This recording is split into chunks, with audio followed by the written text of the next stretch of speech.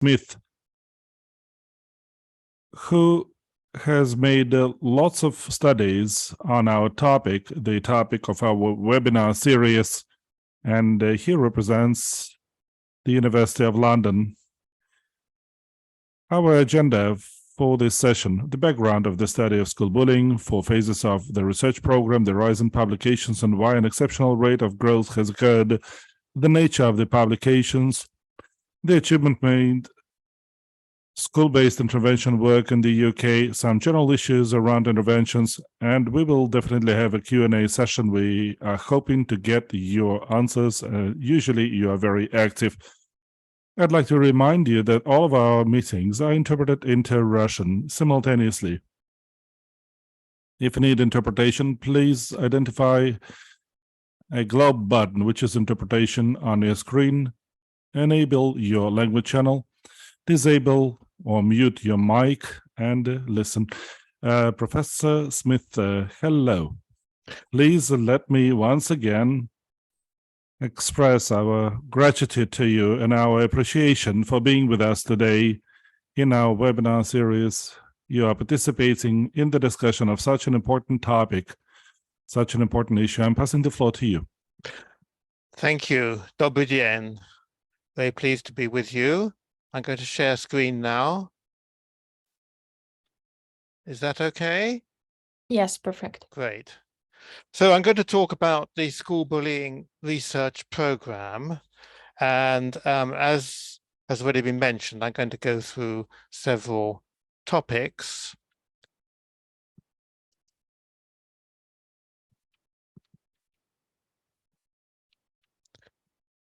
And I'm calling it a research program, and there's been an enormous growth in publications since the 1980s, and currently several articles appearing on a daily basis, and it's very international too now. So I'm going to talk about the background, what I consider as 4 phases of this research program, the rise in publications and why it's happened, the nature of the publications, the achievements made. Then I'm going to talk about interventions in the UK specifically, and then some general issues around anti-bullying interventions as well. So to start with the background, and bullying, it's an Anglo-Saxon or English word, and it really means repeated aggressive acts against someone who cannot easily defend themselves. That's the normally accepted definition, or systematic abuse of power is another way of putting it. And there are different types of bullying. There's what we now call traditional or offline bullying, which you see in, for example, in the top slide, where there's a physical kind of bullying going on, or it can be verbal, or it can be rumor spreading and social exclusion, as you see in the middle picture there on the right. And then there's what we now call cyber or online bullying via mobile phones and the internet, as you see in the bottom right slide picture. And a particular kind of bullying is called prejudice-based or identity-based or bias bullying, and that's bullying by some group characteristics such as gender or race or faith or sexual orientation or disability. Now, we also know about roles in bullying. Obvious roles are the victim or the target of the bullying and the perpetrator, the bully. And of course, you see this in the picture here, but also you see other people around as well. So besides the victim and the bully, and by the way, some of these children may be bully victims, that is in both roles at different times.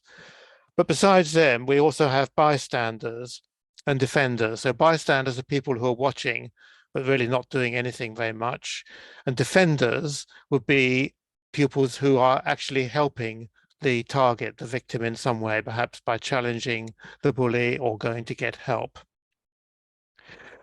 We also know a great deal about the negative outcomes of bullying. That's especially obvious, of course, for the victims and the bully victims, but also it's true for the perpetrators and for the school climate generally. And I've given a couple of references there from recent years, which are meta-analyses or reviews of a large number of studies which show the negative outcomes for this kind of involvement. Negative outcomes in terms of anxiety, depression, delinquency, antisocial behavior, and so on. Also well established are age differences and gender differences. So looking at age first, we find that rates of being a victim or target of bullying tend to fall with age, perhaps as young people get more skilled at dealing with bullying-like provocations. But the rates of bullying or perpetration do not usually fall with age. They stay rather constant. But there is a shift with age from the more physical types of bullying to the more verbal and relational types of bullying, which are perhaps rather more sophisticated and less easy for teachers to see. As far as gender is concerned, there's not much difference in rates of being a victim by gender. Both boys and girls get victimized about equally, really, but boys tend to be more involved as perpetrators, as bullies, and especially true for physical bullying. It's a bit different for cyberbullying, which is interesting. Girls tend to be more involved in social networking sites where a lot of cyberbullying takes place. So at least relatively speaking, compared to boys, they might be more involved in cyberbullying. And finally, another well-established gender difference is about seeking help if you are a victim of bullying. That's something which teachers generally encourage pupils to do, get help if you're being bullied. And girls seem more able to do that than boys. Boys are less likely to seek help if they're being victimized. They're more unwilling to sort of own up, as it were, to being in that kind of situation. I'm just going to get all this on the screen. Now, quite a lot of people have used this picture of concentric circles, which you see there on the top right, from Bronfenbrenner. It's from the work of Bronfenbrenner. And it's an ecological perspective on risk factors. And you see the individual in the middle, and then moving outside that, you have the peers and the family and the school, the immediate social environment.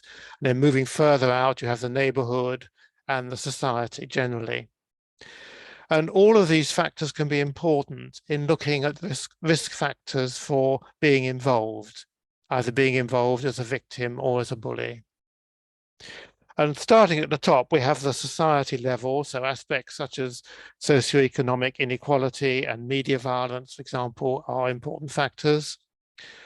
Moving into the school area, the school climate and the school environment, and whether it has policy and sanctions. We'll talk more about that later. That's important. Within the school, the peer group, and certainly the attitudes to bullying in the peer group and the popularity and friendship structure of individual pupils is very important. So also is the family, whether there's violence in the family, whether there's overprotection, whether there are siblings, or whether there's sibling bullying, all these can be important.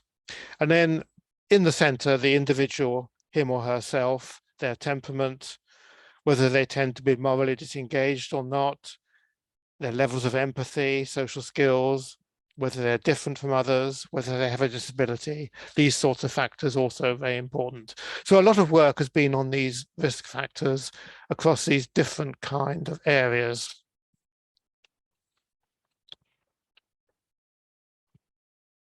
Let me say a bit about differences in different societies, cross-cultural differences, which I've been particularly interested in myself. And there are certainly differences between countries in the frequency of bullying. And I'm going to show you a graph about that in the next slide, actually, but also other characteristics of bullying as well. So, for example, in Japan and South Korea, we found there's more emphasis on within-class social exclusion as a kind of bullying, whereas in Western countries, such as the UK and the USA, there's more emphasis on physical bullying, perhaps older children attacking younger ones. So rather different forms of bullying between Eastern and Western cultures. And the book there is an edited book with a collection of articles on these sorts of topics. Even the word used for bullying varies in different societies, and that's very important because they sometimes have somewhat different meanings. So, as mentioned, in English-speaking societies, bullying is the term used, and that means this intent to harm, repeated, and the imbalance of power. In the Netherlands, sorry, in the Scandinavian countries, we have the terms mobbing or mobning. In the Netherlands, it's pesten. In Germany, it's chikaneren. In Austria, it's Gemeinsein. In Japan, it's ijime. In South Korea, it's wangta. In China, it's chifu or chiling now also in Mandarin Chinese. And in Russian, it's dedovshchina, izdevatelstvo, zapugiwanie, zadiracie, for example. Now, these are all terms used for bullying, but they may differ slightly in their meaning. Now, I said I'd show you a slide about differences in frequency. This comes from the EU Kids Online study. So EU, the European Union Kids Online study. It dates back to 2011, actually. I think the data was gathered in 2010. And it shows prevalence rates across all these different European countries. I don't think you need to worry about which is which particularly, but as you can see, the bars are different. The larger bars, if they've been bullied at all, online or offline, and the darker color bars, if you've been bullied on the internet. And we've got percentages ranging from about 9% up to 31%, or even 43% in different countries. So why do we have these different rates of bullying? And oh, sorry, similarities and differences. Yeah. So the similarities, I think, are related to the concept of bullying, what we mean by it. The main types, I think in every country we find the main types of bullying: physical, verbal, relational, and cyber. The sort of age and gender differences I've talked about, I think those are found in most societies too. And the risk factors and the negative outcomes of bullying also found generally. But the differences are in the actual prevalence rate, as I just showed you. Who bullies whom? For example, is it mainly same age or is it mainly older to younger pupils? Where the bullying happens, is it in the classroom or the playground? What the relative importance of different types of bullying is, the ratio of bullies to victims, the strength of different risk factors, and the strength of negative outcomes. All these things do seem to vary quite a bit. And as I mentioned, particularly we found in Japan and South Korea, some of these characteristics are quite different. Moving to explanations of differences between different countries, this is quite an active area of research at the moment. But the EU Kids Online study came up with these 5 different factors or areas of difference between countries, which I think can be quite useful in understanding these differences. So one is the socioeconomic stratification, as I mentioned earlier. Another is the regulatory framework. For example, are there policies about bullying? Are there interventions in place? Are there any laws about bullying? Again, we'll talk more about this later, especially for the UK. The technological infrastructure, so things such as the penetration of mobile phones and the internet. The education system, how classes are organized, how the school day is organized, how our playgrounds supervised, things like this. And then cultural values is the last one. What kind of society we're talking about? And the next slide is about cultural values. This is taken from the work of the Dutch psychologist Hofstede, who proposed 6 main dimensions of cultural values. So power distance, for example, how much are hierarchical relationships recognized and accepted in a society? individualism, collectivism. Do people look for their own individual rights, or do they see themselves as part of a broader collective? Masculinity, femininity. Is there a big difference in gender roles? Uncertain, then we've also got uncertainty avoidance, long-term orientation, indulgence versus restraint. Maybe less interesting in terms of bullying, but also in his list of cultural values. And we've certainly found that, for example, PDI and IDV seem to be interesting concepts to look at in terms of cultural differences. For example, it's been thought that more collectivist societies, there might be less bullying because you've got more coherence within the peer group, for example, it's more collective. But in fact, that doesn't seem to be the case so far anyway. In many individualistic societies have lower rates of bullying, for example, in Western Europe, but we think that may be because they've been more active in intervention work so far, and this intervention work has had some success, as we'll see later too. So it's quite a complex picture as far as some of these cultural values are concerned. Okay, now that's some of the background on bullying and the various sort of risk factors and differences and so on. In this second part, I'd like to talk about the phases of the research program. This is my own view, having lived through most of it really and been actively involved in most of it, certainly since about 1988 anyway, not so much in this very first phase. And this very first phase is the origins. And the origins are generally thought of as being in Scandinavia, in Sweden and Norway, and particularly with the work of Dan Olweus, whom you see in the middle picture there on the right in Bergen. Sadly, Dan died a couple of years ago, but he was tremendously influential in these early decades of work on bullying, and his 1978 book, Aggression in the Schools, Bullies and Whipping Boys, was the first major publication on the topic. He also developed a questionnaire to measure bullying, and he was involved in school-based interventions in Norway from an early time.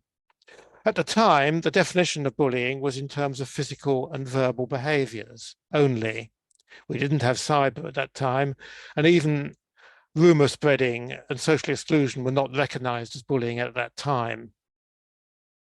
Now, I've said the origins are in Scandinavia, but also there's work in Japan dating back at least to the 1980s. And Yoji Morita, whom you see on the bottom right there, was the major figure with the early research on bullying on Ijime, as it's called in Japan. Sadly, also Yoji died about 3 years ago. So we lost two important founding fathers, as it were, of bullying research fairly recently. The second phase, which I would date from around about 1989 to the mid-1990s, and this is when I became involved myself, but also many other people too, as it spread beyond just Scandinavia and Japan. So we get surveys taking part in other countries too. Western researchers and Japanese researchers met, and that was very interesting because, for example, in Japan, they realized it wasn't just in Japan that bullying happened, it was everywhere really. The peer nominations methodology was developed, and I'll say more about that in a moment. And interventions in other countries. And the definition of bullying broadened out to include indirect and social exclusion kinds of bullying. So, for example, in these stick figure cartoons, the top right, here we see social exclusion. Natalie never lets Jean play. And below we see rumor spreading. Billy spreads nasty stories about Alan. And these kinds of aggressive behavior, if repeated and so on, could also be seen as bullying as well. So the definition broadened out somewhat.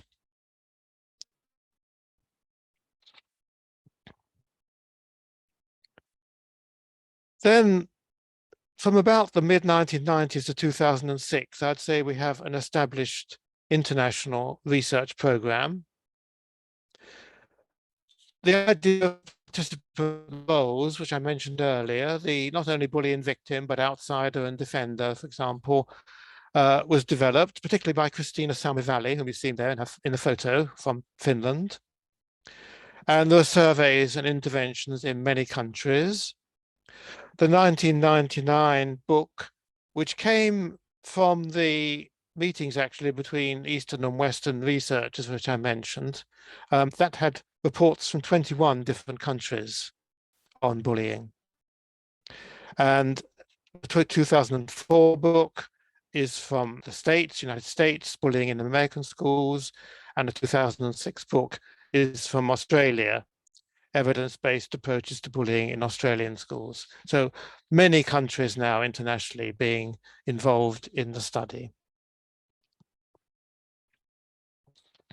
And then the fourth phase, which I date from around about 2006, really is when cyberbullying comes in.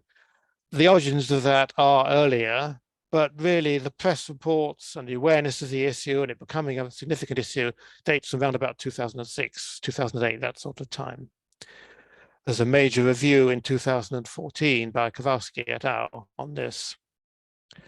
And there's been a rapid increase in research and many meta-analyses and reviews on bullying generally.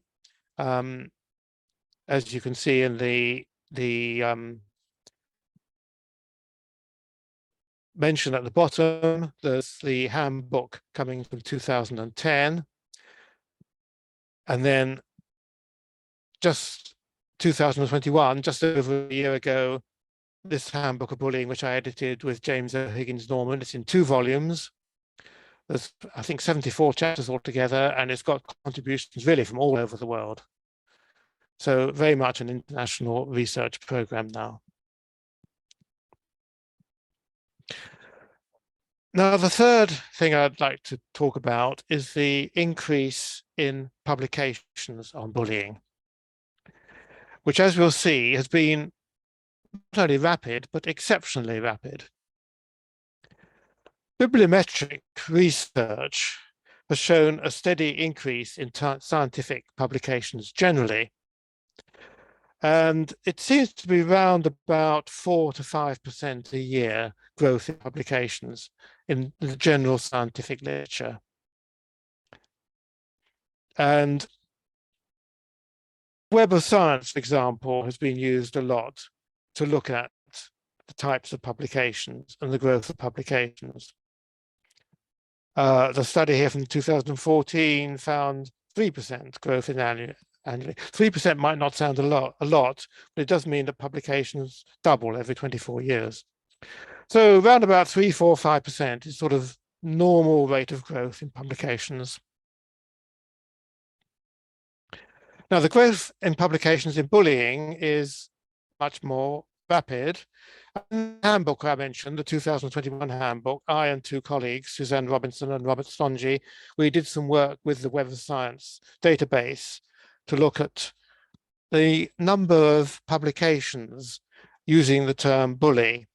So bully was used as a topic.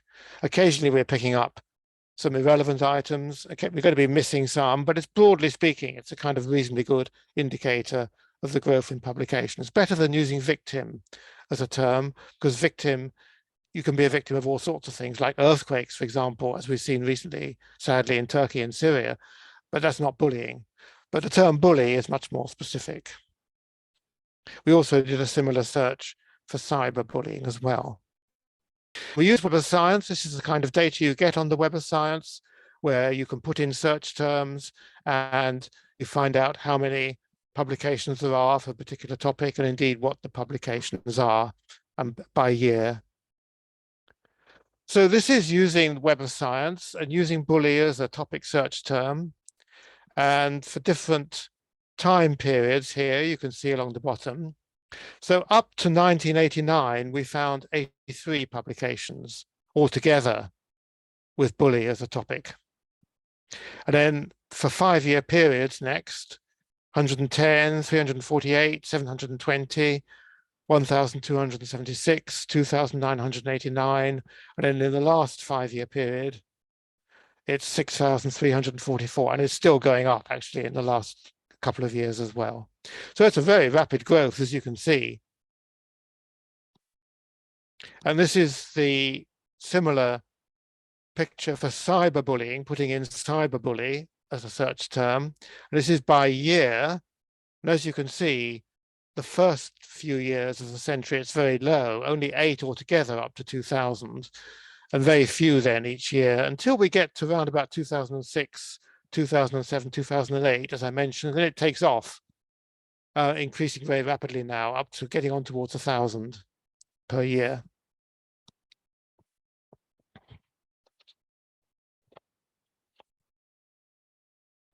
So it's a very rapid rate of growth. Is it exceptional? Well, for bully, which you saw in the first slide, it's about 15% annually over the last 20 years. So that's much more than for publications generally, which I mentioned were around 3 to 5%. And for cyberbullying, it's actually 31% increase over the last 10 years, which is an amazing increase, really. Just for comparison, we carried out a similar Web of Science search to look at aggression generally. Aggression generally, we're getting an increase in articles of about 10%. So above average, but not like as much as it is for bullying. And we looked at psychology as a main discipline, and the growth rate there is about 4.8%, so about the average for disciplines generally. So there's an increase in research on aggression, but especially an increase in research on bullying and cyberbullying. Why? Why is that the case? And again, this is my thoughts on the possible reasons for this rapid increase in research on mainly on school bullying. Of course, bullying is beyond the school, there's workplace bullying, but the majority of the publications are on school bullying. Well, we suggest that it's a combination of the increase in knowledge, an increase in awareness and change in attitudes, and actual action taken. So something about each of those: knowledge, awareness, and action. So looking at knowledge about bullying first, we've got useful research tools. And I mentioned earlier how Dan Orveus developed a self-report questionnaire. And that's very useful as a research instrument because you can measure the prevalence of bullying with that. Also, the participant role scale, developed a bit later, is very useful. So we've got useful research tools, the various sources of funding, for example, from the European Union, from the Council of Europe, from OECD and UNESCO, as well as national sources. And all of these have been tapped for research on bullying. There are many international links now, and I won't read all of these out, but there are a number of associations, conference venues that you can see coming up there. And for example, I will mention the World Anti-Bullying Forum, which is very international. It started off in Gothenburg in Sweden in 2017, then held in Dublin, and then in Stockholm, and it's being held in North Carolina in the USA this year, later on in the year.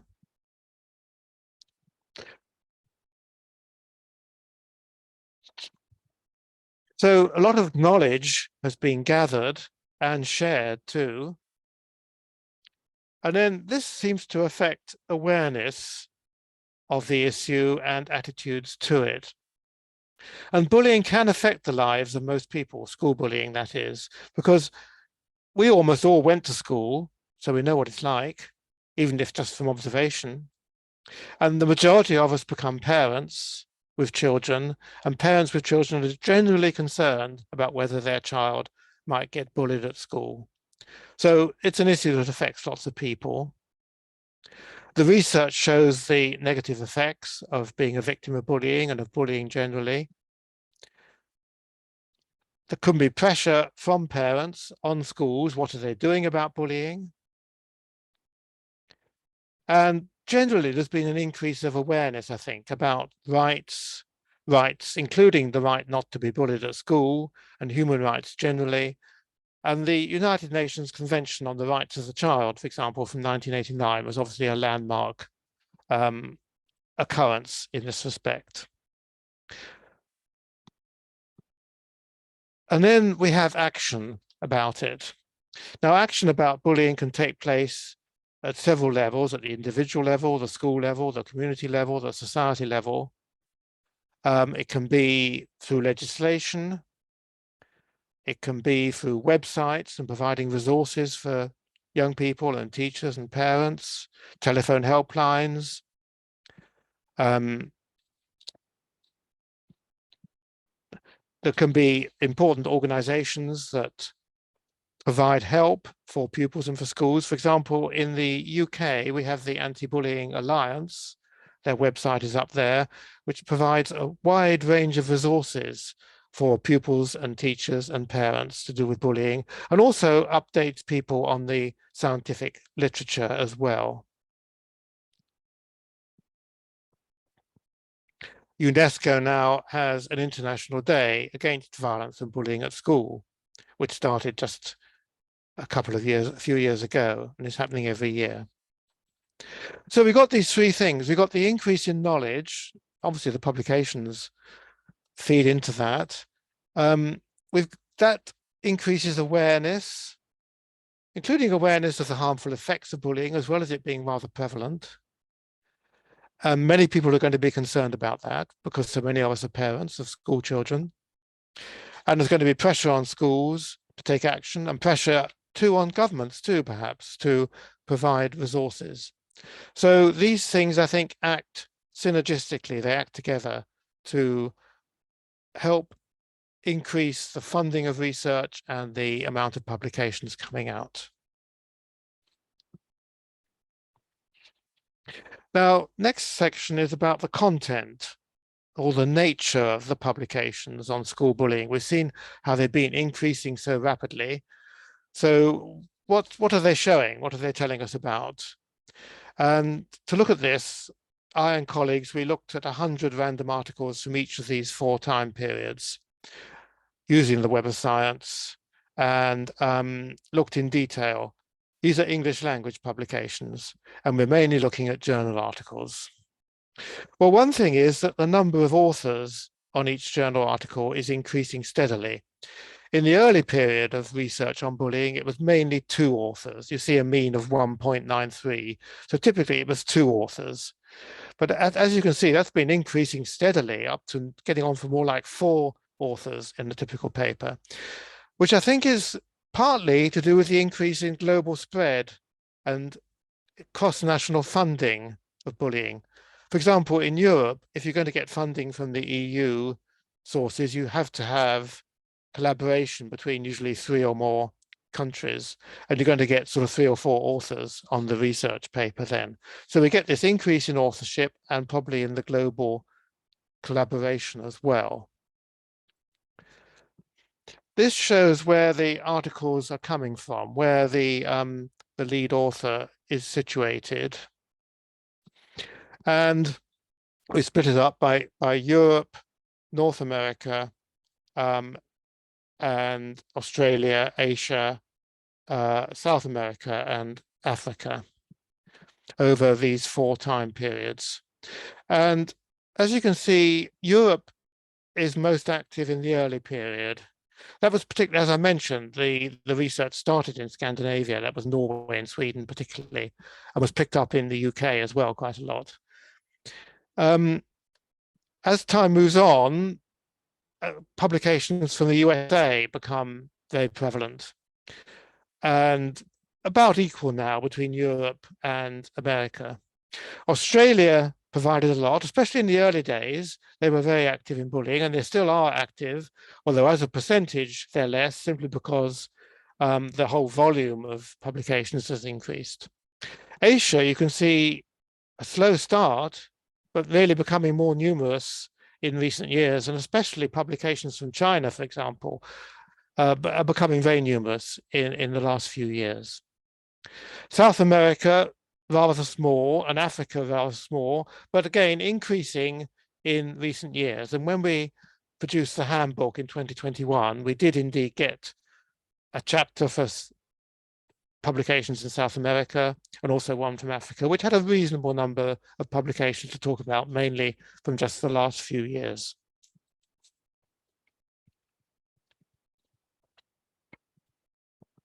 We looked at what methodology was being used in these publications. They're mainly empirical. They're mainly providing data. this data is mainly cross-sectional. That means data from one time point. It's not longitudinal. There are some longitudinal studies, 9%, we found, but most studies are cross-sectional, which of course is easier to do. And most of them are quantitative, dealing with numbers. Rather few are qualitative, like interviews and focus groups or mixed methods. Most of them rely on self-report data. Self-report data, for example, from the Ulvaeus questionnaire, which is a self-report questionnaire. It asks pupils, how often have you been bullied in the last few months, for example. But there's also data from peer nominations, teachers, parents, observations, and other sources as well. So it's varied, but the stereotypical paper will be empirical data based on self-report of a quantitative kind, getting data from pupils. These are the sorts of topics being looked at, and in bold, I've put the ones that are most numerous. So I'll just read those ones out. So prevalence rates, 38% of the articles we looked at are dealing with prevalence rates, which is understandable, of course. What proportion of children are involved as victims or as bullies? There was a lot on gender differences, 36% were on gender differences. Other predictors of involvement, 57%. Now, if you remember the Bronfenbrenner circle diagram I showed much earlier, where we had society and school and peer and family and individual, these are the sorts of kinds of risk factors at different levels. So over half of the articles are looking at one or more, often quite several, of these different risk factors, such as disability or family or the attitudes of the peer group, for example. 46%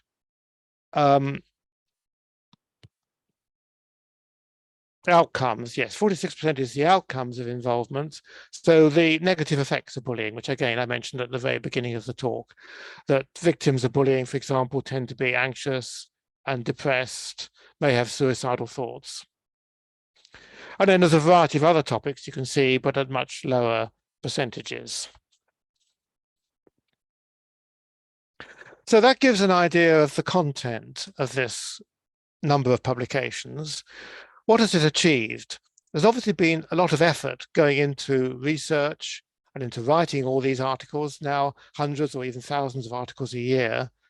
Has it achieved anything? Obviously, we've got a lot of knowledge about school bullying. We've gained a lot of knowledge, which I've summarized the kinds of knowledge we're talking about.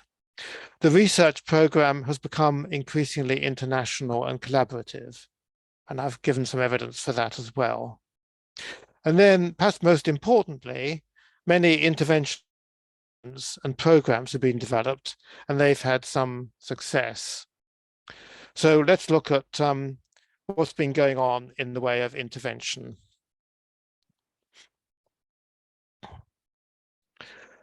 So the history of school-based interventions, at least, dates back to Norway, where there was the first nationwide anti-bullying campaign, which was back in 1989. And that was the one that Dan Ulvaeus, for example, got involved in. And that expanded actually into the Ulvaeus bullying prevention program, which has been quite widely used and inspired other developments in England, for example, which I was involved in Flanders, in Belgium, and so on. And then somewhat separately, in Finland, Christina Salmivalli developed the Kiva program, which has also been quite widely used and successful. And since then, more programs, for example, in the USA, in Australia, in Japan, South Korea, China, Hong Kong, quite a variety of programs being developed in many countries. And the book I edited in 2019 here, which you can see, Making an Impact on School Bullying, Interventions and Recommendations, that has chapters basically from all these different countries on the kind of interventions being used. Now, how effective are these interventions? There have been a number of reviews and meta-analyses now, and I've mentioned a couple of here from a couple of years ago by Gaffney and Farrington and colleagues. And they reviewed, for example, Gaffney, Toffey and Farrington reviewed 79 studies of school bullying prevention programs. So a large number of studies now, 79 of them. And on average, these reduced bullying that's perpetration of bullying by around 19 to 20%, and victimization, being a victim of bullying, by around 15 to 16%. And another study on cyberbullying, slightly lower figures. So we're talking about something like 10, 15, 20% reductions in bullying, which you might see as rather small, but given the difficulties, I think, in changing what's a pretty embedded aspect of human behavior, actually, I personally see 10 to 20% as quite encouraging. And we should bear in mind that some of the more successful programs, particularly OBPP, the Olvius program, and Kiva in Finland, where they've been carried on for several years, they've been producing reductions of about 40%. So quite a lot more. So many programs, really most programs have some success, but it is limited. Another source of information on changes in rates of bullying comes from the Health Behavior in School-Aged Children surveys, HBSC surveys. These are given every 4 years. And they measure, amongst many other health-related things, they measure the percentage of those being bullied and bullying others based on self-report data. It's every 4 years. So you see here the findings from the 2001-2 survey, and then 2005-6, and so on in 4-year periods. The last one being the most recent available, 2017-18. And we've got the percentage of pupils who reported being bullied or bullying othered in the last couple of months, they asked about. Sometimes or more often in the last couple of months. Well, what you see is a sizable minority of pupils, around about 10, 12% of pupils who are involved, but it is going down. Being bullied is going down from 12.7% to 10%, and bullying others is going down from 11.3 down to 6.3%, which is particularly encouraging.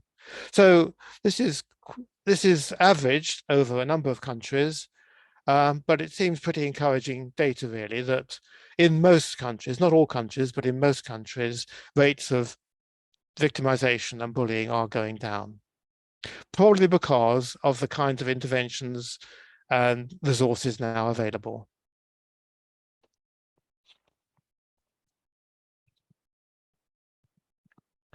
I'll talk a bit now about work in the UK, which obviously I know particularly well.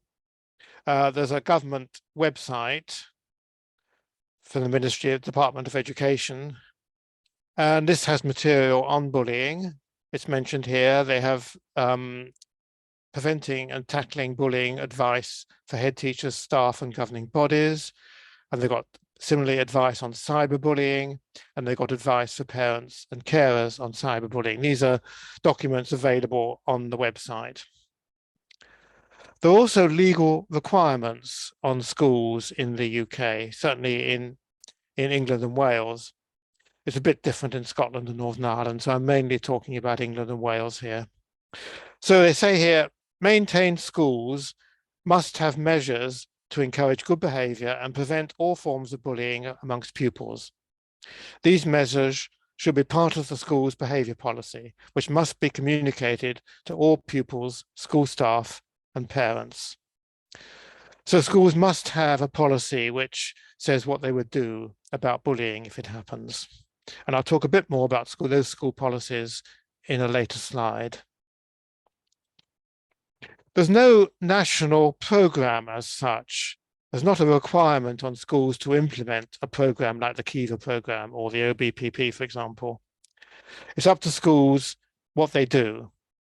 So the quote here from that ministry website says, school staff, head teachers, and governors are best placed to decide how best to respond to the particular issues that affect their pupils. There is no single solution to bullying which will suit all schools. So that's a particular viewpoint. Not everyone might agree with it, but it's the viewpoint here from the government in the UK. Schools to decide their own anti-bullying method and procedures, but they must have a policy. There's a legal requirement to have a policy about it. Also, as you'll see here, schools should apply disciplinary measures to pupils who bully in order to show clearly that their behavior is wrong. Disciplinary measures must be applied fairly, consistently, and reasonably, taking account of any special educational needs or disabilities that the pupils may have, and taking into account the needs of vulnerable pupils.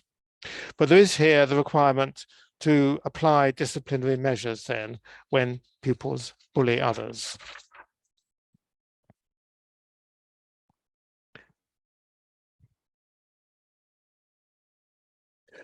There's something called the equality duty, which is in force now in the UK, which is about pupils with what are called protected characteristics. This refers, as you look at the bottom, the kind of protected characteristics are age, disability, sex, gender reassignment, pregnancy and maternity, race, religion or belief, and sexual orientation. This is generally across the lifespan. Many of these, of course, will be relevant for pupils in schools, notably disability, sex, gender reassignment, race, religion, belief, sexual orientation, all of these relevant for school pupils. And there is a requirement on schools to assess the situation of these pupils and whether if they're experiencing any kind of prejudice-based bullying.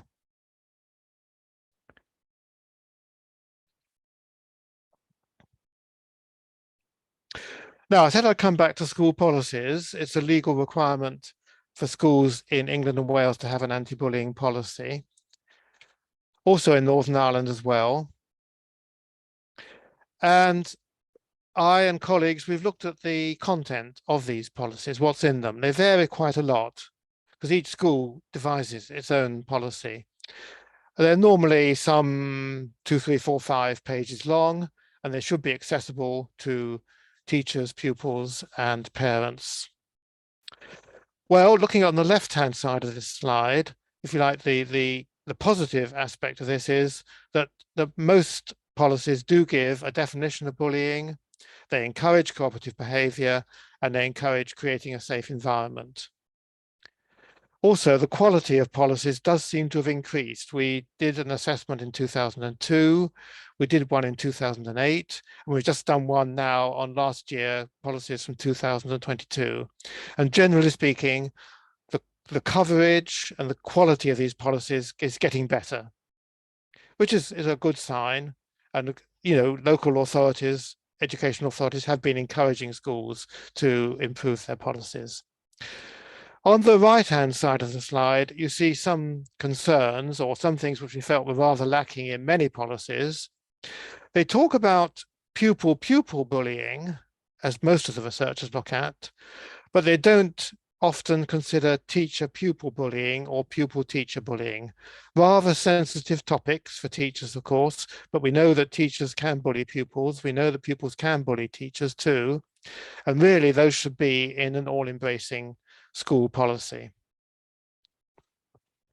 Another aspect often missing is the responsibilities of other school staff besides teachers. In schools in England, we have teaching assistants. We have lunchtime supervisors who are helping to supervise the playtimes, not teachers. These are other people, but they may well be seeing bullying happen. It's important that they know what to do and are part of the school policy. How to help parents to change their child's behavior, especially, for example, if their child is bullying others. That could be useful.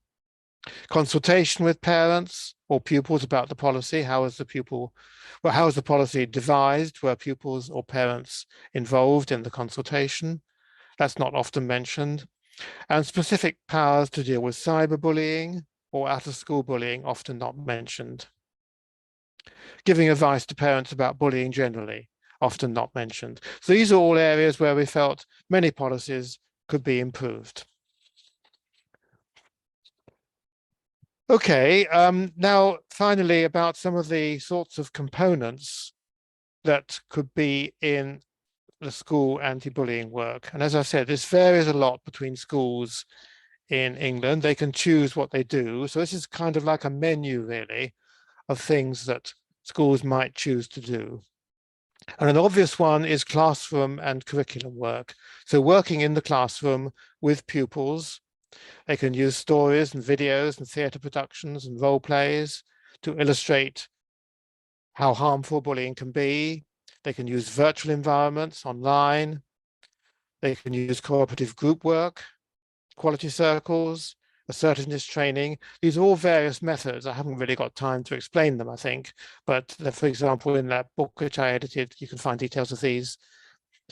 These are all things that can be done in the classroom and with pupils. Another method is peer support schemes. And we found that about 2/3 of schools in England use some kind of peer support scheme. This is where selected peers or pupils are trained to be peer supporters. So they're trained to help deal with conflicts, to befriend pupils who might be lonely or likely to be bullied. And this can be quite helpful. In primary schools, it's generally this sort of befriending activity or activity leaders, so helping shy children get involved and less likely to be bullied. In secondary schools, it's perhaps lunchtime activity clubs, one-to-one mentoring and counselling, peer mentors with younger pupils, things like this. So a variety of methods. It needs to be done carefully, but can be quite helpful. Playground work and non-teaching staff. Now, in England, quite a bit of time in the school day is spent outside in the playground. There's usually 2 short breaks, one in the morning, one in the afternoon, and it's going to be a longer break at lunchtime, a longer break of perhaps 40 minutes, shorter breaks of perhaps 10, 15 minutes. So quite a lot of time in the playground, and quite a lot of bullying happens in the playground, because in England, teachers do not supervise the playground work. That's left to lunchtime supervisors, often local parents, local mothers who are trained rather briefly to do this. So training of lunchtime supervisors can be important, having a playground policy, and the design of the playground, making the playground interesting to pupils so they're not bored and less likely to bully others. And then the bottom slide shows a school bus. Many pupils come to school on a designated school bus. And the bus can be a place for bullying too. And again, there's no teachers there.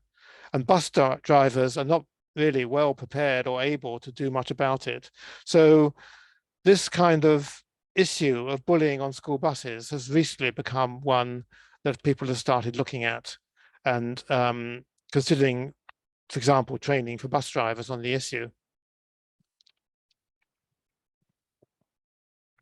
Now, nextly, there are reactive strategies, disciplinary measures. And I already read you out this quote from the government website that schools should apply disciplinary measures to pupils who bully in order to show clearly that their behavior is wrong. So what kind of disciplinary measures would these be? There's a range really, from a serious talk, perhaps involving parents, revoking privileges, banning from playtime, doing some tasks, detention, that means staying in school later, suspension from school, perhaps a few days, or ultimately expulsion from the school if it was very severe and continued bullying. So there's a range of sanctions here that could be employed. Sorry, I think I went too fast then. Here we are.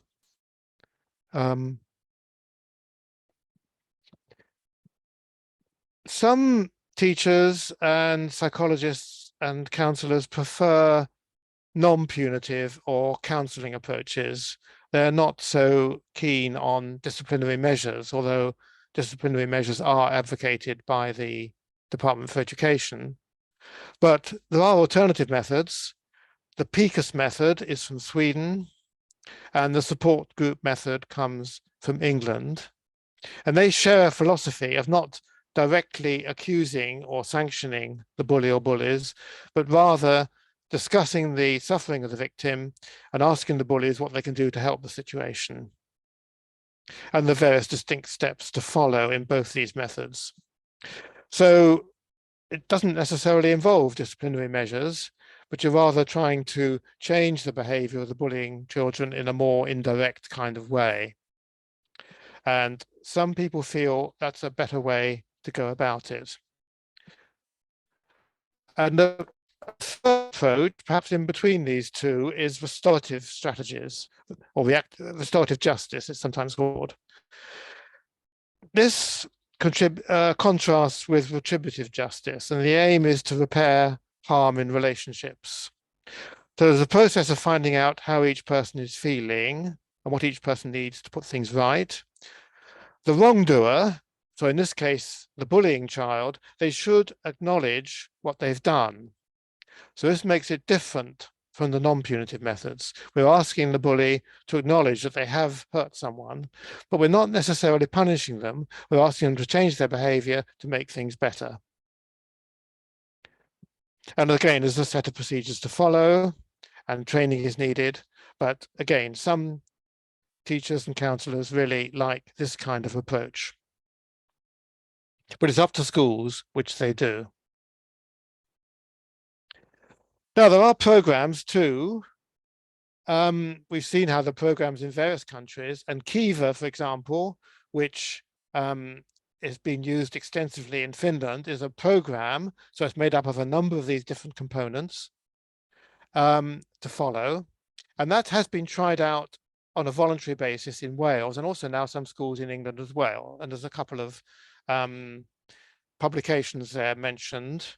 It's been the implementation of Kiva in Wales has been a bit upset by the COVID pandemic, obviously, which disrupted the education of many pupils. But nevertheless, the trial's going on. It's a bit early yet to say how successful it's been. And then the programs from the Anti-Bullying Alliance, for example, the All Together program and then United Against Bullying program, again, they've been trialed out in a voluntary basis in England. And I've been involved in the evaluation of these programs. The next slide, which is all in English, I think, shows something about what the schools had access to. So they had access to audit and action planning tool, resources to support implementation. There's online training for staff. There's an online questionnaire for pupils to fill in, and plenty of expert support from staff at the Anti-Bullying Alliance. This, again in English, it shows who took part. 4,000 schools took part, so it's a large number of schools, and of these 1,200 went on to fully complete the program, and 638 got an award for the extent of progress that they made. So it's quite a widespread program, quite a large number of schools taking part. And the next two slides show some findings from this. This was part of our own evaluation of it. It's over a couple of years, and time 1 and time 2 are beginning and end of the year. So this is about the proportion of pupils who said they were frequently victimized over 4 time periods. Year 1, year 2, time 1 and time 2 in each of those. So it's steadily going down, as you can see, which is quite promising. And the next slide shows the same for pupils who reported frequently bullying others. And again, it's going down 8%, 5%, 5%, 4% over these 4 time periods, 2 years, and in each year there's 2 phases, 2 times. So that's quite promising too.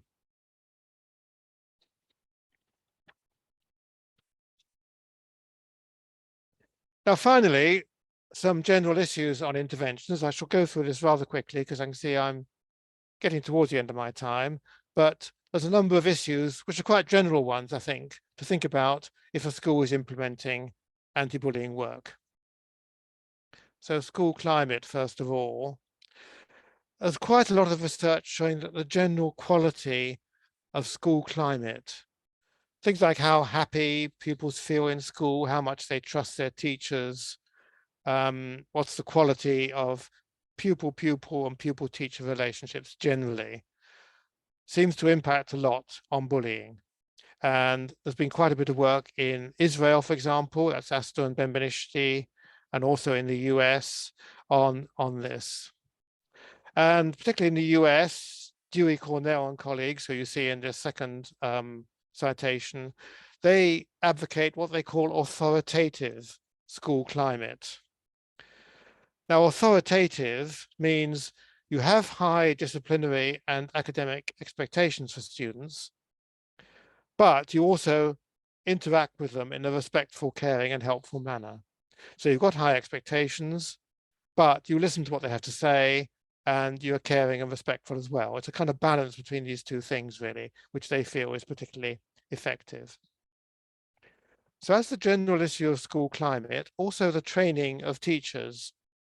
If teachers are going to be effective dealing with bullying, they need some kind of training about it. They need to know what we mean by bullying, what the effects can be, what the different roles are, all this kind of knowledge about bullying, but also how to implement the particular measures that the school is going to use. And this has been found in the OBPP, that's the Obvious Bullying Prevention Program.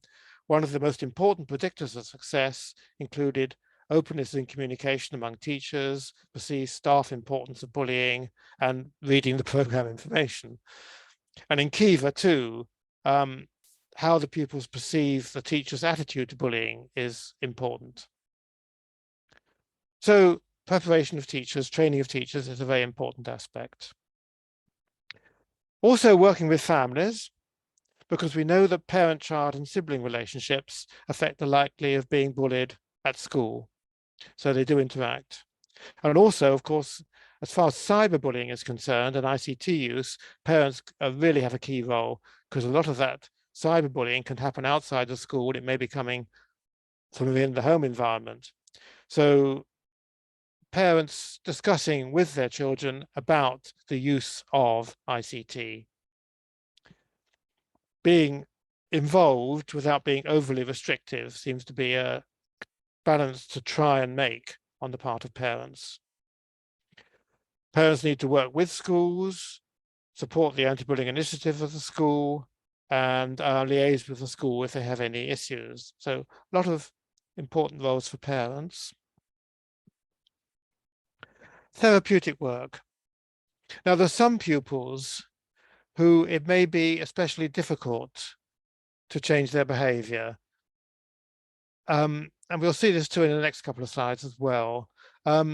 The sort of general anti-bullying interventions may well have a good effect on many pupils, but some pupils may be rather resistant to it or may have particular difficulties.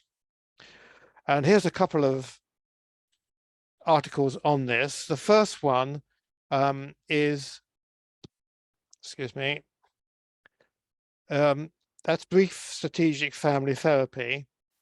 And that's to help girls who are bullying others.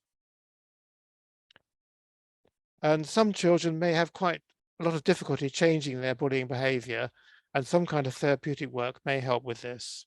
And the second paper is about those who are severely victimized. And again, it's how some specialist help might be able to help them. And both these studies had some success, in fact. I mentioned Red Balloon too at the bottom. This is in England, particularly. And it's a charity which provides sheltered schooling for a small number of pupils who are particularly vulnerable to being victimized and really can't cope with mainstream schooling for a while anyway. They need more sheltered schooling in an environment with some trained staff who are particularly knowledgeable about how to help them. And maybe after a while, after perhaps a year or so, they may be recovered enough to return to mainstream schooling. That's the objective. But they do provide sheltered schooling for a small number of pupils, and that too seems to be quite effective.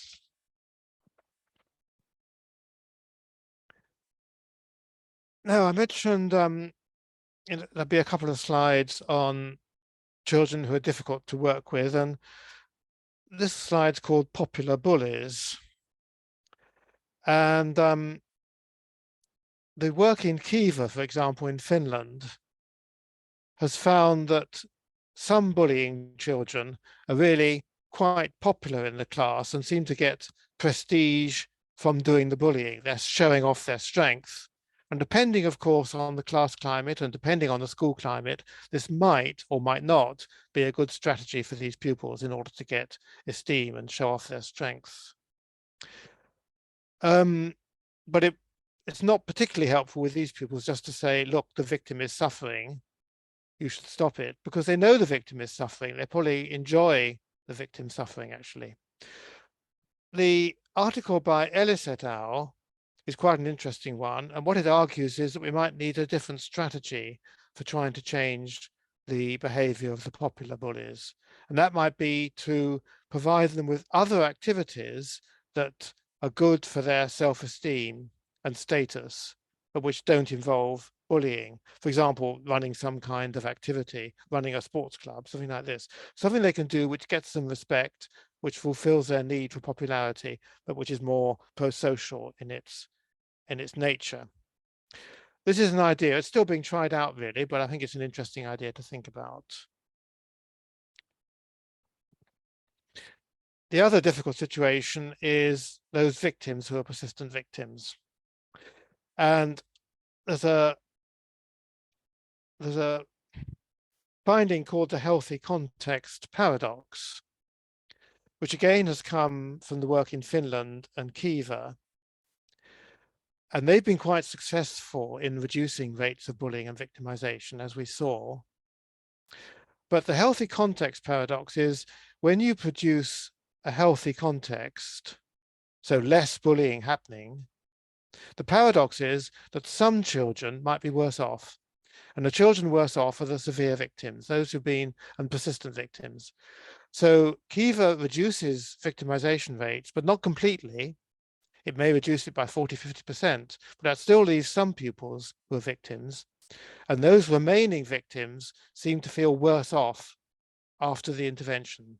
And that's kind of understandable, really, because if you're still a victim after a relatively successful intervention, that might, they might think that says something about me. I must be really shy, really socially unskilled to still get bullied when many other children are not being bullied now.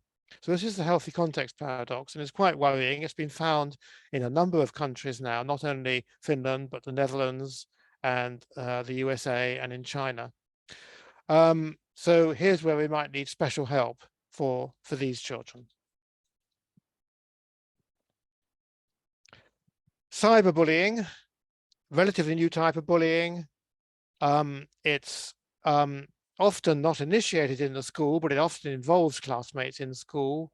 There's a lot of overlap between offline and online bullying, so they're involved with each other. And there's a number now of interventions, some of which, well, firstly, some of the general interventions may be relevant for cyberbullying anyway. Secondly, there are more specific interventions, such as e-safety procedures and other procedures which have been developed really specifically for cyberbullying. There's quite a number that you can see there in the list. And there's a collection from 2018 at the bottom, which is very informative, I think, on methods for dealing with cyberbullying. Just 2 or 3 more slides. We have to be careful about what are called iatrogenic effects. Iatrogenic means having an effect opposite to what you intended. So most interventions have a positive effect, but some could be counterproductive or actually make things worse. So, for example, encouraging victims to talk about bullying, to tell someone about bullying, that's generally a useful thing to do, but it does depend on follow-up being effective. It does mean if you tell someone you're being bullied, that effective action is taken. If you tell someone you're being bullied and nothing happens, then you're at risk of being bullied more because the bullies won't like that and will take retribution. Some kinds of peer support can be stigmatizing. Let me just mention buddy bus stops. One kind of peer support method is the buddy bus stop, where in the playground, there's a bench or a bus stop, and if you're feeling lonely or bullied, you can go and sit on this bench. Well, again, that depends what happens after that. But sitting on the bench singles you out, obviously, as someone who's a victim. And it does put you at risk of being bullied by the bullies because of that. So one's got to handle that kind of thing very carefully, I think. Social skills training for ringleader bullies. Some schools advocate social skills training, but some bullies, the popular bullies, are already quite socially skilled. They don't need that kind of training. programs need to be evaluated. It's all very well introducing a program in school, but does it work? You need to evaluate it. This article by Ryan and Smith, that's a different Smith than me, 2009, gives a good list of things to think about if you're doing a large-scale systematic study. But I won't run through that now.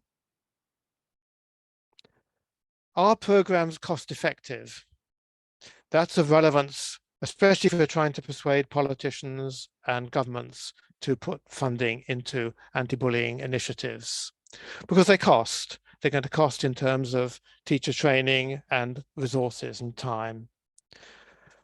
Are they effective? Well, there've been a couple of studies, or 2 or 3 now, particularly in Sweden and in Finland, where they've looked at the OVS program and the Kiva program, 1 or 2 others, and they've looked at the cost of these programs, and they've looked at how effective they are in terms of reducing depression and anxiety and reducing mental health issues and improving school achievement.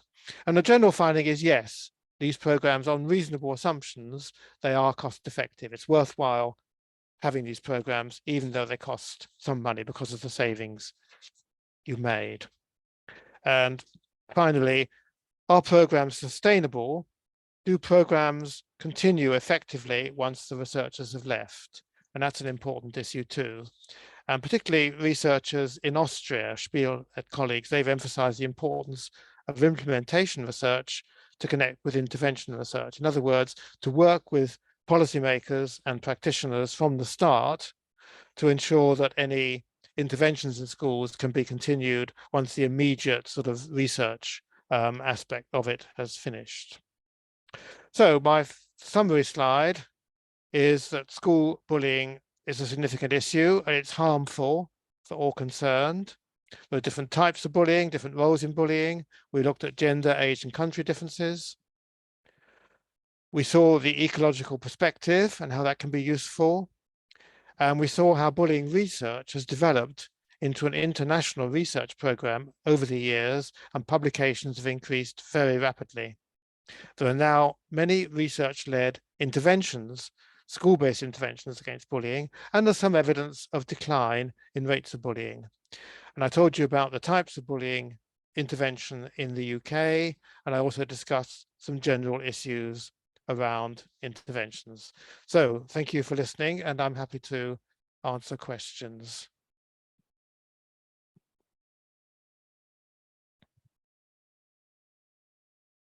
Thank you very much, Professor Smith, for your presentation, for the academic approach to the topic.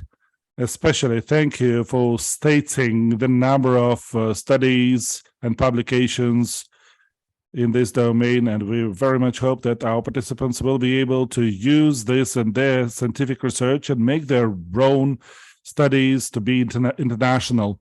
We have a few questions. In particular, the first one of them is about research studies, what they are on. How do you think why academicians are interested in victims more than in bullies and bystanders? Because when we speak about prevention, we understand that we should be working on the bystanders. Yes, interesting question. Thank you. And there is rather more emphasis, certainly in the publications, on victims, probably because the negative effects of bullying are so obvious for the victims. It's the victims who are the ones who are suffering the anxiety and the depression and the suicidal thoughts and so on. So in a way, it's natural to have some focus on them and helping them. But of course, when we look at the wider nature of bullying, the perpetrators, the bullies, are very important, and so are the bystanders. If we can encourage bystanders to be defenders, that will be very helpful. In fact, the Kiva program does that. Part of the Kiva program is explicitly to encourage defending behavior.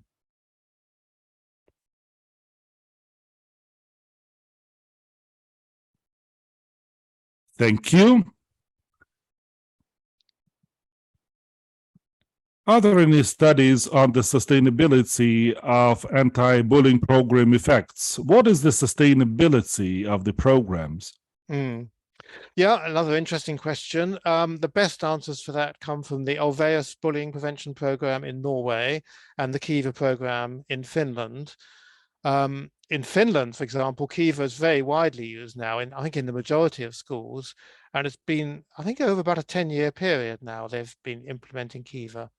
And in some schools in Norway, they've been implementing OBPP, again, over quite a number of years. And the encouraging finding here is that the decreases in bullying and victimization, they get larger as the time goes on. In other words, it's becoming more effective as the time period goes on.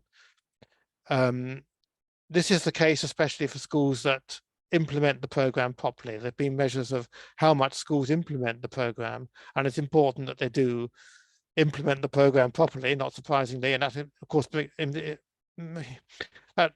very important that teachers are trained in this effectively.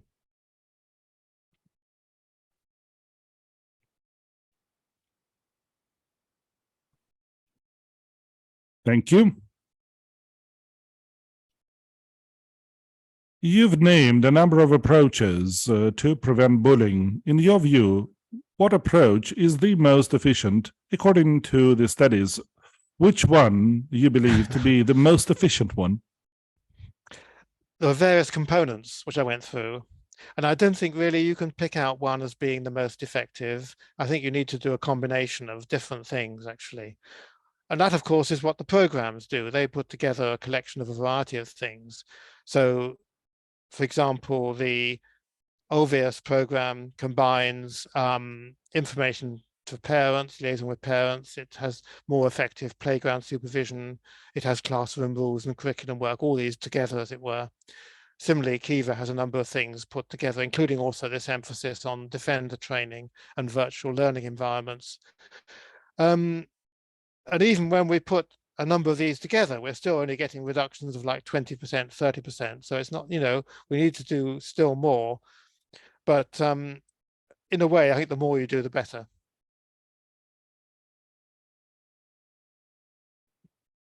Clear, thank you. There's an interesting question to you.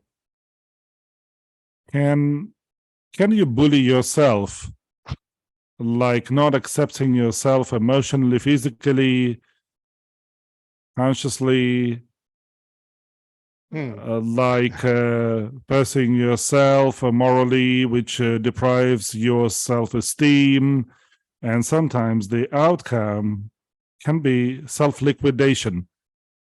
Or maybe bullying requires three parties, a buller, a victim of bullying, and a bystander. What do you think? Well, I don't think you need the bystander, actually. I think you could be bullied by someone and no one sees it. It's still bullying. Well, of course, often there are bystanders there. Usually there are, but I don't think that's necessary.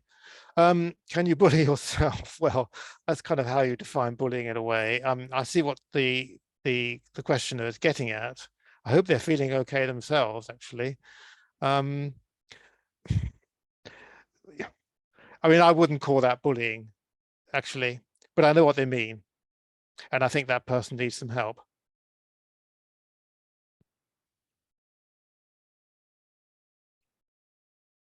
Yes, thank you.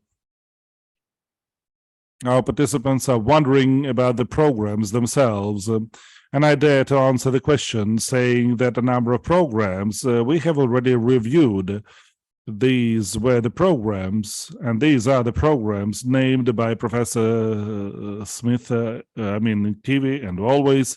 We're going to review the Always program, and Kiwi is coming to us in a few days, and a number of programs have already been reviewed by us.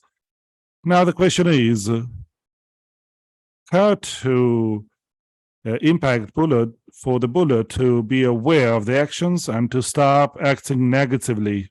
Well, it's quite a big question because all programs are about that, right? So can you repeat that last sentence or two? I didn't quite understand. It's good news. You've got OBP and Kiva coming to Kazakhstan State. Yes, I didn't get the last bit of the question.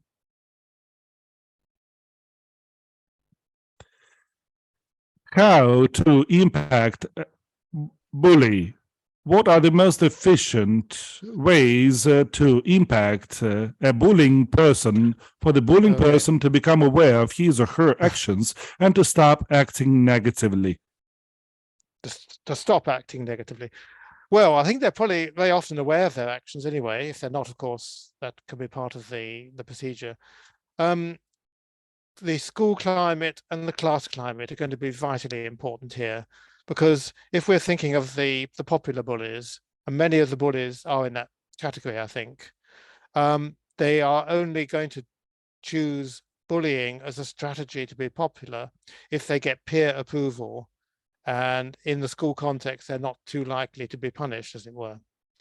If you've got a peer group that disapproves of bullying, and many defenders and people stepping in saying you shouldn't do that, this is nasty. And if the school climate similarly is going to be supportive of anti-bullying work, then these bullying children are less likely to do the bullying, simply because they won't get the same rewards for doing it that they hoped to get. Of course, if you can also, like the Ellis et al. Paper suggested, if you can find alternative ways for them to be popular, which are more pro-social, that might be a good thing as well. That might be an additional strategy to use. So both discouraging the bullying because the environment doesn't support it, but also encouraging other ways of being popular which don't involve bullying.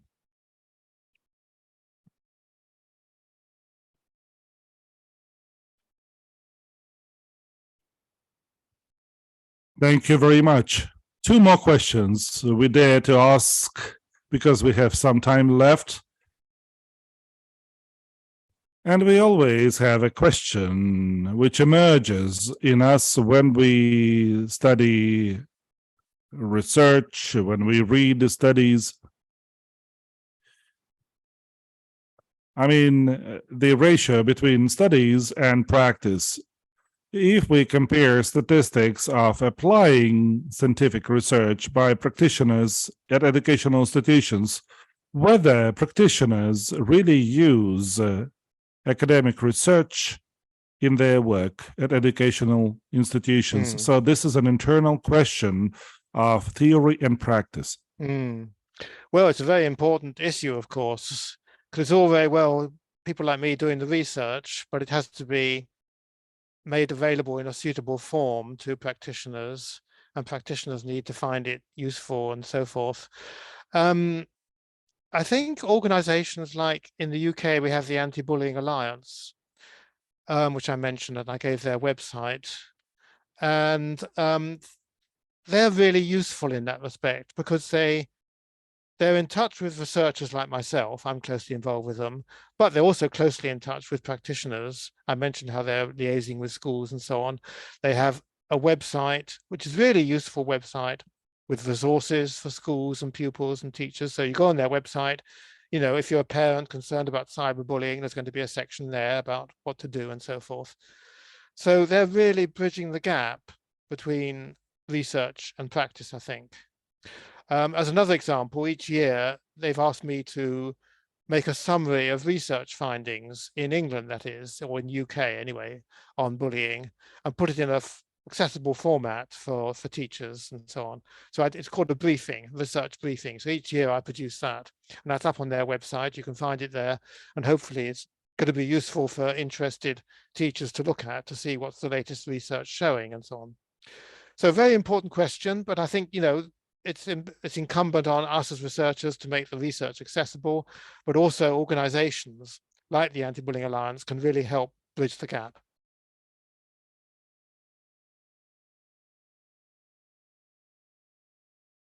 Thank you. And the final one. What are the projections that you can make about the success rate of preventing bullying internationally? What is going to be next? Well, that's a challenging question as well. I think it's encouraging that many more countries now are starting to implement anti-bullying interventions. And you mentioned how you're looking at Kiva and OBPP in Kazakhstan, which is great. And I think countries in South America, in Africa, in China too, and India, they're increasingly looking at anti-bullying interventions. So that's very encouraging.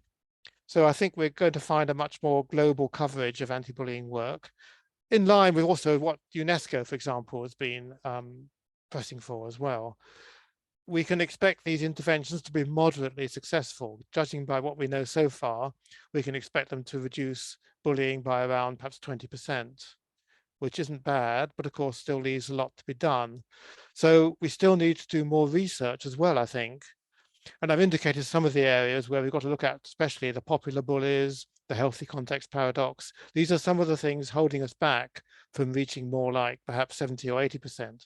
I mean, we're never going to eradicate school bullying, I don't think, but if we can substantially reduce it, that's very worthwhile.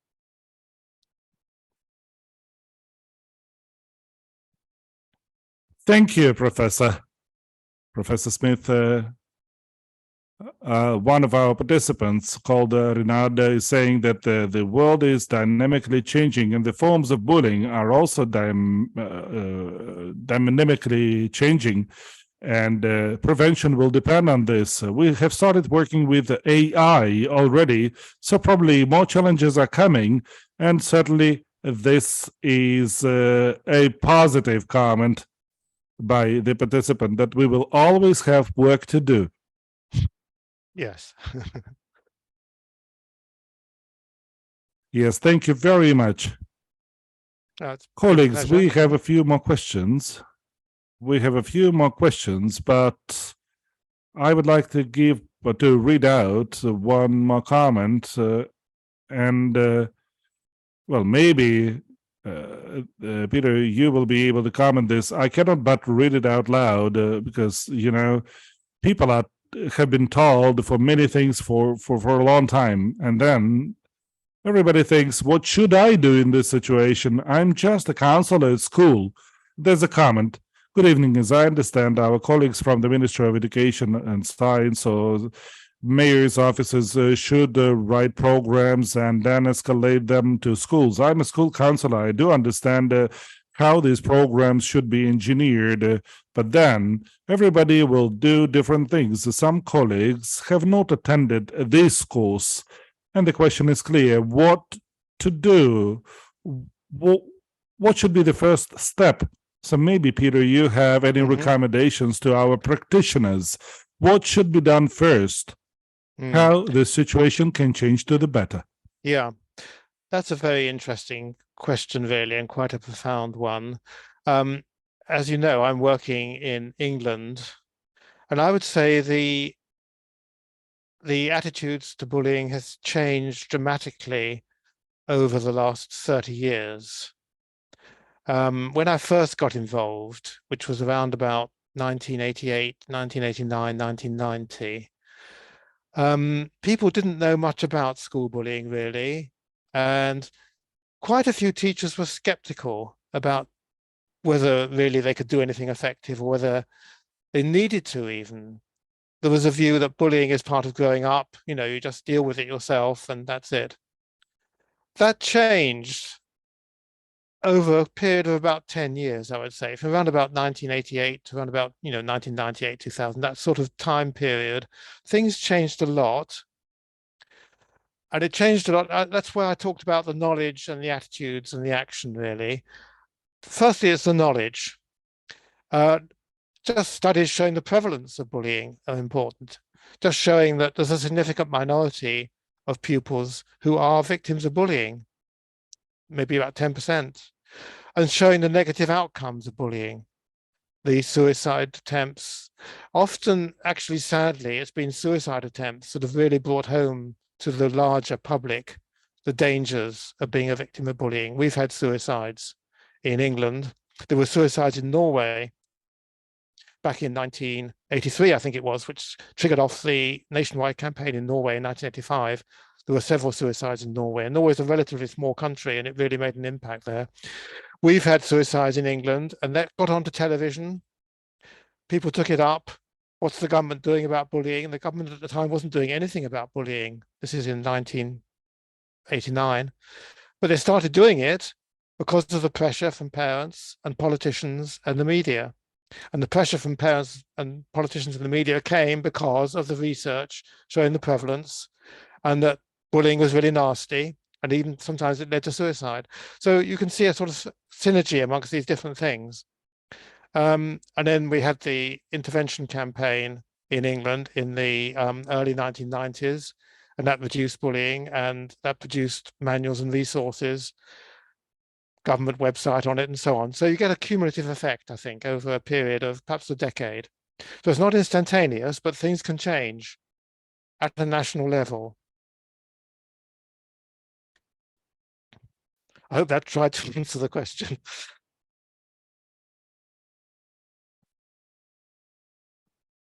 Well, yes, thank you. Thank you. Of course, this is a very challenging issue, and the whole team of school should be working on it. You should create an enabling and safe environment at schools, at classrooms.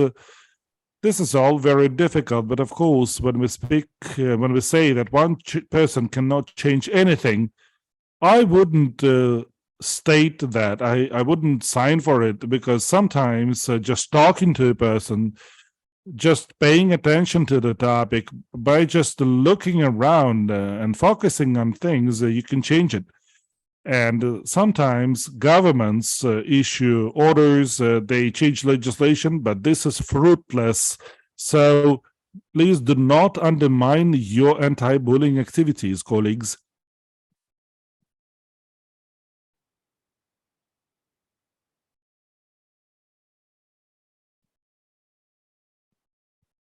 You have been listening very carefully, Peter, right? Yeah, I was listening, yes. It wasn't a question, was it?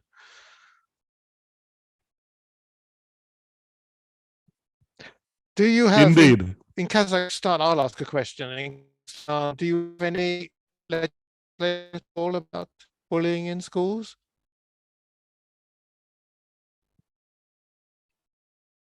Colleagues, please text in the chat minus if you don't have it, and plus if you have it, and indicate your country, because we have participants from various countries. They're putting -7, not simply minus. Plus, this is Kazakhstan. Kazakhstan is saying yes. Russia is saying we have fines at schools. They say no in Russia. Russia is drafting, so they don't actually have it. Tajikistan, they don't have it. Some people say we are not aware. Kazakhstan, no. I think that we have post-Soviet Union countries, if we name this group this way. So this is still shaping. I mean, they're still drafting programs and legislation, and we very much hope that our webinar series will have a positive contribution to this effort. In Kazakhstan, they have the word bullying that was integrated in legislation in 2022. So this is the beginning of the pathway. So therefore, all the practices and examples are very important to us. Thank you very much, Professor Smith, for finding time and possibility to share your findings. I think that all of us will get back to this presentation. We will see it in recording again and again. We will study the materials and sources which you provided. We will analyze and review situations at our schools and educational institutions. This will bring positive fruit. We hope for that, and I agree with Renat, who is texting. Make a step and you will see a pathway. Thank you for this positive note. Thank you very much, and I was very pleased to join, and good luck with your work. Thank you, Professor. The only thing I would like to ask you to do, where can we find your briefing? You've mentioned that you draft briefings, annual briefings. Maybe you can send us a link. We would appreciate if you send us a link, then we will share it with the participants. Yes, they're on the Anti-Bullying Alliance website, but I will send you the link to those, yes, surely.